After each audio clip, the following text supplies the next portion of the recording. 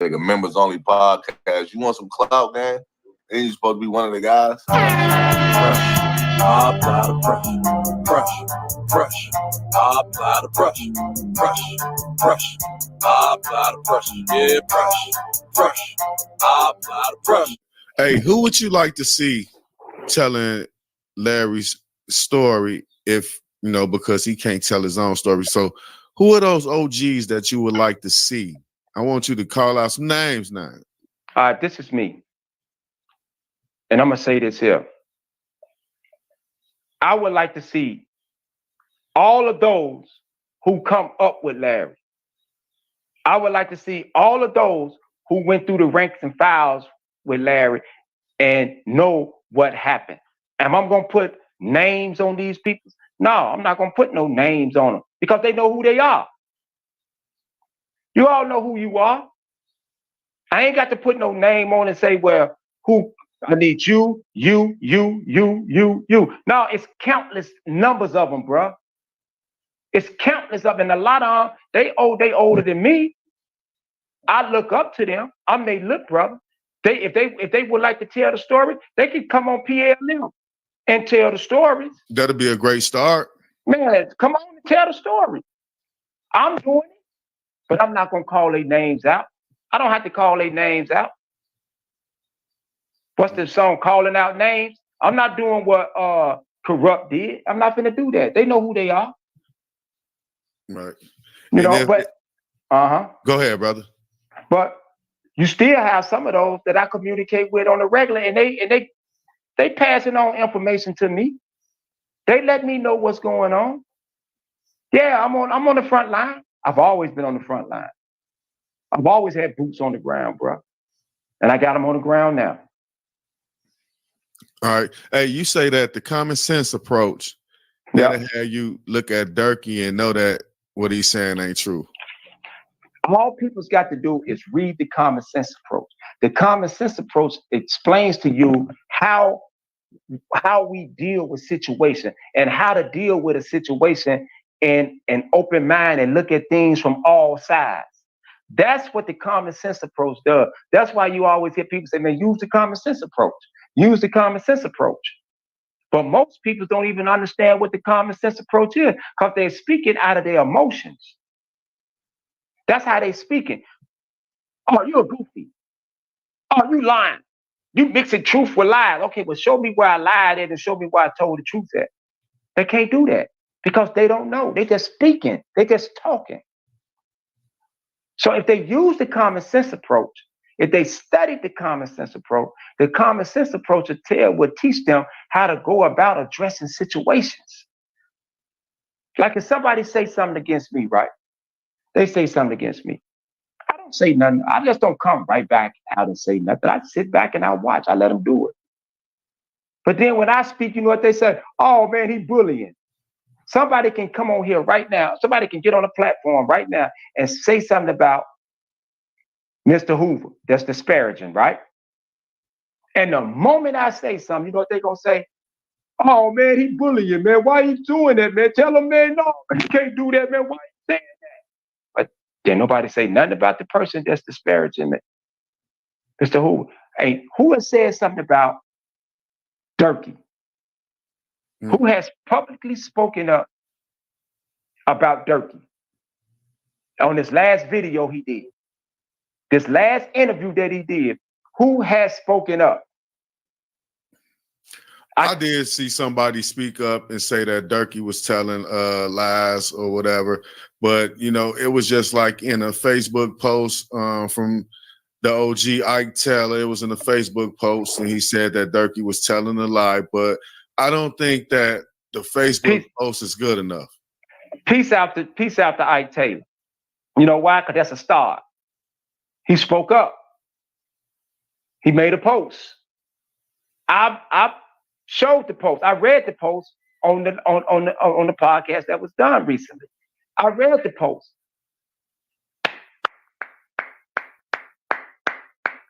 That's a start. We need more people to stand up and speak. We need more people to come tell the stories. What happened? To tell the truth. To get our younger brothers and sisters their history. Because all you got to do is read the June 18th, 1982 letter. And in the June 18th, 1982 letter, what does it say? It says this here. I'm going to read it for you because I got it right here. It says, we must take the initiative to learn what we must in order to preserve our heritage. What is our heritage? What's our heritage? Good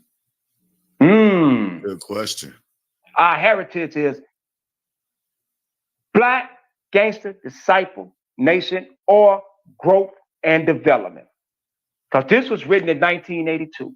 So you talking about preserving our heritage, man. You talking about preserving what you love and what you believe in. You talking about preserving growth and development. So you got to learn everything that you can and that you must in order to preserve our heritage. What do preserve mean? Save, protect. That's what it means, bro. But I'm wrong. I'm wrong for preserving our heritage. I'm wrong for standing up for the truth and standing on the fact. I'm wrong for calling Dirkie out.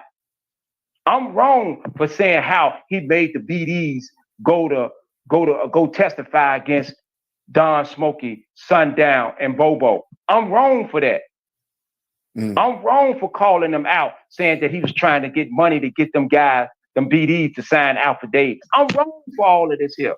Right. And let me say this, man. When you say things like that, it kind of show the character of this guy right here, man. His character ain't to be trusted. So we do need more people. If you're gonna bring them on your show, you should have some of these questions right here answered, man. You know, anytime you can say that, tell him I'll rape somebody, a man, another man.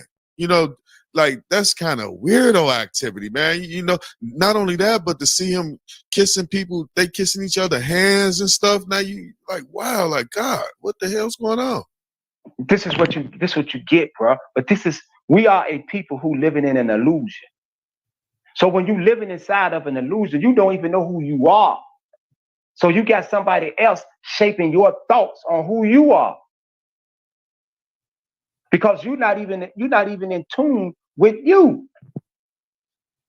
That's bad, bro. That's a bad combination. When you got people say, yeah, man, I'm on such and such and such and such street, and I'm this here, but all the time you don't know nothing about what you're about. You ain't put no work in, meaning positive and productive work. You ain't doing nothing in your community. You ain't giving back to your community. You ain't teaching or nothing. You just sitting on the phone, typing all day, every day. Ain't picked up a book and read it. So I got this book right here, right now, sitting in front of me. Dictionary of Law. So I'm studying. I'm always studying, bro. That's what a lot of these dudes out here need to be doing. Right. Well, give us a little knowledge right here real quick. What's the difference between BD, GD, 414, BGD, and the Latin folks? All right. BGD and GD is the same thing, bro. First of all, that's the same thing. BGD and GD is the same thing. Black disciples, they are our first cousins. Black disciples are our first cousins, man. We are family, man.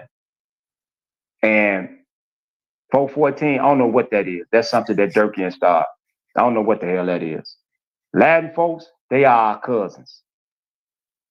Let me say this here. And I want this to be clearly understood for all Latin folks. They have stood beside growth and development in everything that we have done, bro. They have never abandoned us, man. I love the Latin folks. Mr. Larry Hoover, when he was still a part of the organization, he loves the Latin folks, man. I love the Latin folks. I salute all Latin folks, man. But that stuff, that 414 stuff, that's made up stuff, man. That's made up, bro. Wow, that's crazy that you can even think like an OG. If you get a platform, you can just come up with a whole nother organization. What's the purpose of the 414, you think? Dirkie want to be recognized in history as Mr. Barksdale and Mr. Hoover and Mr. Freeman. You ain't gonna never be acknowledged like them, man. You would never be able to sit. You would never be able to sit when we go inside that library that's gonna be built, and it's talking about the history of the disciples, the gangsters, the black gangster disciple nation, the black gangster disciples, the black gangster. When you go in that library, you ain't gonna see Dirkie up there. You ain't gonna see Dirkie in that library. When you go in there and get to looking at all the people that put that work in, bro, Dirkie ain't gonna be sitting up there with the Larry Hoovers, the King Davis, the Shorties, the Booney Blacks. He ain't gonna be sitting up there with them. He's not. He's not. He never will be there. So, for those that believe in him, hey, go on and get led. Go on and get led down in that into the slaughterhouse of failure. That's all. That's all he's taking you to. He take you to a slaughterhouse. You sheep being led by a bad shepherd, and he gonna lead you straight to the slaughterhouse. Right. You know, I've been seeing a few brothers, not too many, but I've been seeing a few brothers from the South embrace the 414 ideology. A lot of them are. Listen, I was in the feds, bro, and the little dude came through the feds. He said that he was a BGD, right? He said he was up on the Davis Law. He recited the creed, but he said Dirkie was his chief. What law did David have? David didn't have a law. But you a BGD saying that you up on the Davis Law, reciting the creed of growth and development, but saying Dirkie your chief, your leader. Now tell me how, and he was from South Carolina. Now tell me how confused he was. That's crazy. And so we had to straighten that little brother out, man. We sat him down. We took him through the classes. We had to get his mind right, bro. Because I was like, wow. But that's what's going on around the whole country. You got stuff about the yellow brick road, people's going up on the mountains, and Larry and David turning into eagles, and you out in the cornfield, which way you gonna go? Did the devil stab God in the eye and look behind the moon? What do you see? And it's a whole 360 bricks forward and 360 bricks backwards. It's all kind of stuff, bro. It's a fairy tale. It's a myth. And Dirk Acklin has a lot to do with this. Wow. That sounds crazy. That was some scary shit. The one thing that I always advise brothers and sisters from the city of Chicago with, don't laugh at them, bro. Don't laugh at the myth. Don't laugh at what they believe, because they have given their life to this here. Brothers and sisters have died for it, they ain't killed for it, and they love this here. And so for now, so people's got to be understanding that, like, okay, they really believe this. That this is what Chicago needs to be able to understand. It's a whole geography out there, man, that we're not even paying attention to. But before we can even pay attention to that, we need to fix where we're from. Right. We need to fix that.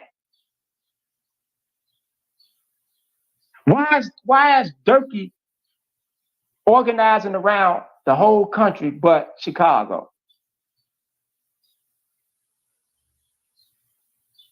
Make it make sense to me.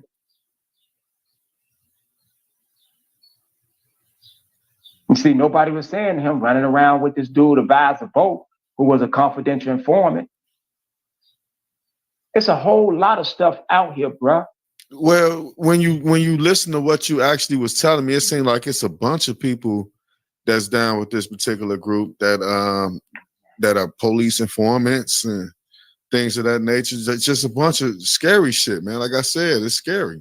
And but see, I'm a threat to that. You know why I'm a threat to that? Why is that? Because I'm gonna expose that bull crap. And you supposed to be one of the guys. I apply the pressure. I apply the pressure. I apply the pressure. Yeah, pressure. I apply the pressure.